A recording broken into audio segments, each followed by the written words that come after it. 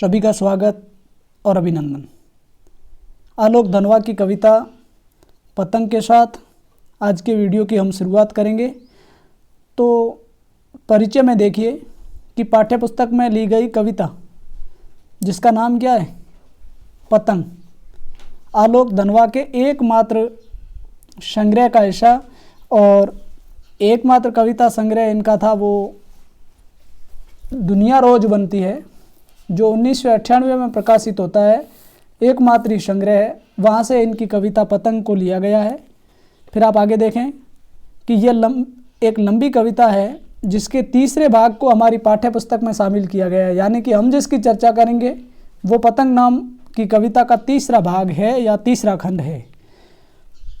पतंग के बाले, इस कविता में बाल सुलभ इच्छाओं, उमंगों का बहुत सुंदर तरीके से चित्रण प्रस्तुत किया गया है। जैसा कि हम चर्चा करेंगे, बाल क्रियाकलापों और प्रकृति में आए परिवर्तन को अभिव्यक्त करने के लिए सुंदर बिंबों का उपयोग किया गया है। दृश्य बिंबों, वस्तु बिंबों, स्पर्श बिंबों, अलग अलग बिंब विधान इस कविता में देखने को मिलेगा।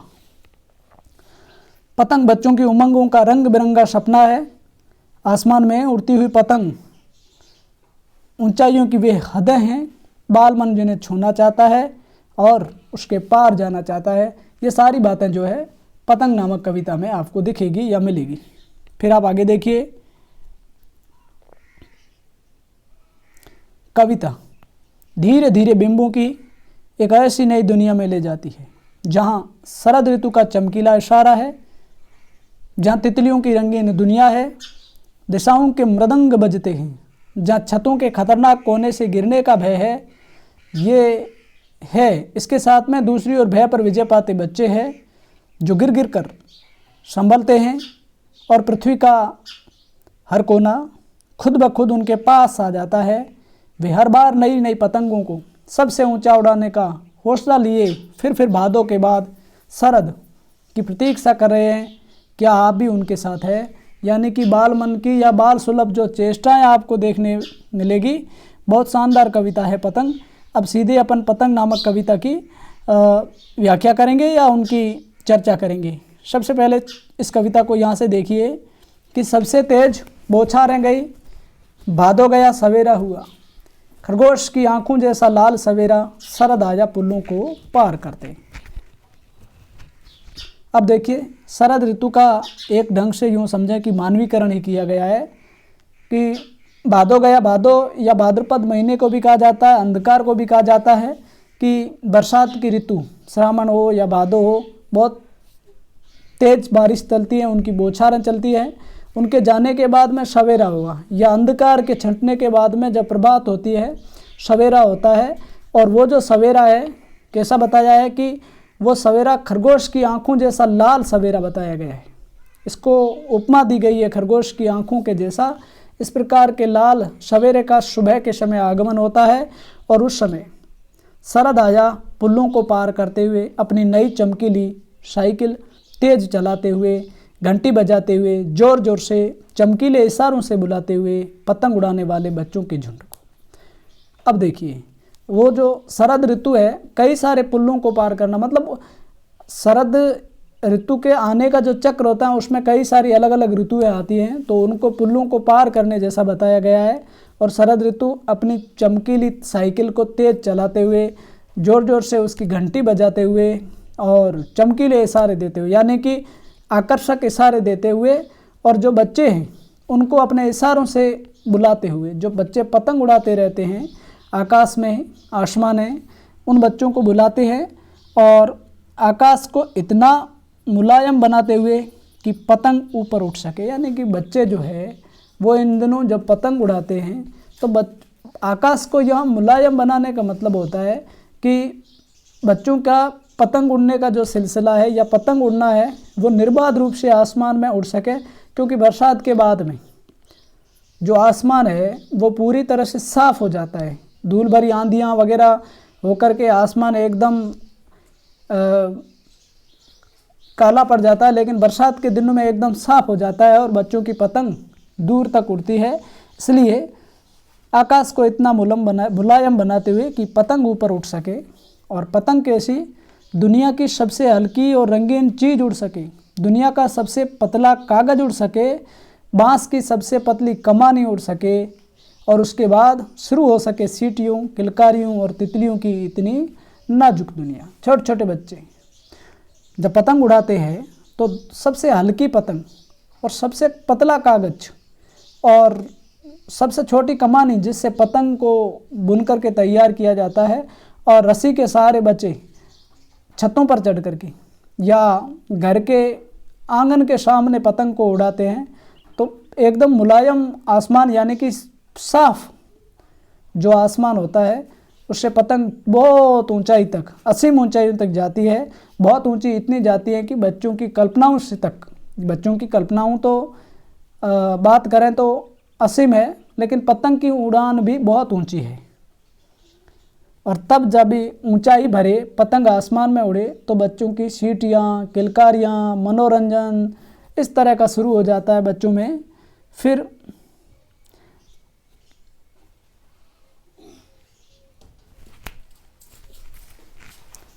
जन्म से ही वे अपने साथ लाते हैं कपास, पृथ्वी घूमती हुई आती है उनके बेचैन पैरों के पास। यानी कि छोटे छोटे बच्चे अपने साथ में जन्म से ही कपास लाते हैं, या कपास का मतलब होता है बच्चे सहज होते हैं, बच्चे सरल होते हैं, बच्चे निश्चल होते हैं, उनमें किसी भी प्रकार का कोई दुर्भाव या दुर्भावना विद्यमान नहीं रहती है। पृथ्वी घूमती हुई आती है उनके बेचैन पैरों के पास जब वे दौड़ते हैं बेसुध। छोटे छोटे बच्चे जब पतंग उड़ाने के लिए दौड़ते हैं अपनी सुध बुध को भूल करके, तो उनकी गति या उनकी घूर्णन या घूमने की शक्ति इतनी तेज होती है, ऐसा प्रतीत होता है कि पृथ्वी खुद उनके पास चली आ रही है। छत्तों को भी नरम बनाते हुए, दिशाओं को मृदंग की तरह बजाते हुए जब वे पैंग भरते हुए चले आते हैं। यानी छोटे छोटे बच्चे छत्तों पर दौड़ते हैं तो ऐसा लगता है कि उनके पांव नरम है या छत्तें खुद कोमल है, कि उनके चलने का न तो उनके पांव को, न उनके पदताल को, न छत्तों को आवाज़ इस तरह से कठोरता महसूस नहीं होती है, और छत्तों पर ये दौड़ते हैं दिशाओं को मृदंग की तरह बजाते हुए। मृदंग एक प्रकार का वाद्य यंत्र है, और दिशाएं जो है वो वाद्य यंत्र की 10 दिशाएं गूंज जाती है बच्चों की इस प्रकार से, किलकारियों से, उनकी सीटियों से, उनके गुंजायमान वातावरण से। जब वे पेंग भरते हुए चले आते हैं डाल की तरह लचीले वेग से बढ़कर, मतलब झूलना, पेंग भरना यानी कि झूलना, और पेड़ की डाल एकदम लचीली होती है जो ऊपर नीचे किस तरह से नाजुक होती है, फ्लेक्सिबल होती है, जिसको लचीलापन कहते हैं। उसी डाल के तरह बच्चों में भी फ्लेक्सिबिलिटी होती है, बच्चों में भी लचीलापन होता है, और इसलिए वो दौड़ते रहते हैं, पेंग भरते हैं, उछल कूद करते हैं, आमोद प्रमोद करते हैं। छतों के खतरनाक किनारों तक उस समय गिरने से बचाता है उन्हें सिर्फ उनके ही रोमांचित शरीर का संगीत। यानी कि बच्चे कई बार पतंग उड़ाते उड़ाते क्या करते हैं कि खेलते खेलते बच्चे छतों के ठेठ किनारे तक चले जाते हैं पतंग की ताल के साथ, लेकिन उस समय जो है उनके शरीर का रोमांचित शरीर का संगीत जो है, उनके शरीर का जो बैलेंस या नियंत्रण है वो उनको गिरने से बचाता है। और दूसरी बात है कि पतंग की धड़कती ऊंचाइयां उन्हें थाम लेती है महज एक धागे के सहारे। पतंगों के साथ साथ वे भी उड़ रहे हैं अपने रंध्रों के सहारे। यानी छोटे छोटे बच्चे कई बार उनकी इस तरह की जो बाल चेष्टाएं होती हैं तो पतंग की जो ऊंचाइयां हैं वो उन्हें थामे रखती हैं गिरने से, और एक उस धागे के सहारे इनको बांध के रखती है, और ऐसा लग रहा है कि वो अपने रंध्रों के सहारे, रंध्र वैसे छेद को कहते हैं, यानी कि उनके रोम रोम में एक नियंत्रण शक्ति काम करती है, पावर ऑफ बैलेंस काम करता है कि पूरी तरह से नियंत्रित होकर के बच्चे अपने गिरने से अपने आप को बचाते हैं।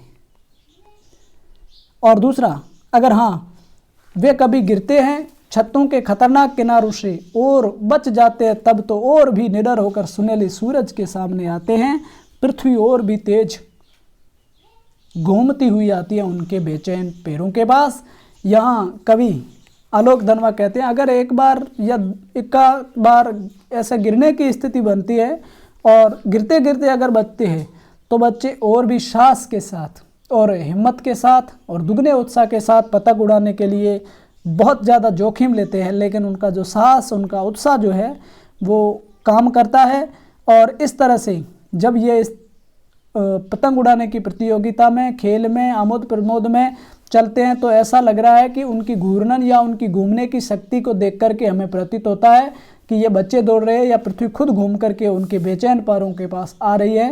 तो हमने आलोक धनवा की जो एकमात्र काव्य संग्रह दुनिया रोज बनती है, जो 1998 में प्रकाशित होती है, उनमें से पतंग कविता और पतंग कविता के भी तीसरे भाग का अध्ययन किया और आपने इसमें देखा कि पतंग नामक कविता के माध्यम से बाल सुलभ चेष्टाओं का, कभी बाल कल्पनाओं का, कभी सहजता का, कभी बच्चों के कोमल मन का या बच्चों के कोमल मन के उद्गार का पतंग के माध्यम से भाव प्रकटीकरण करता है। और इसी के साथ आलोक धनवा की सबसे अच्छी और महत्वपूर्ण और बाल सुलभ चेष्टाओं को उकेरने वाली कविता पतंग का तीसरा भाग जो हमारी पाठ्यपुस्तक के हिंदी आरों में दिया गया पूर्ण होता है। मिलेंगे फिर इस तरह के अन्य वीडियो के साथ, तब तक के लिए आप सभी को जय हिंद, वंदे मातरम।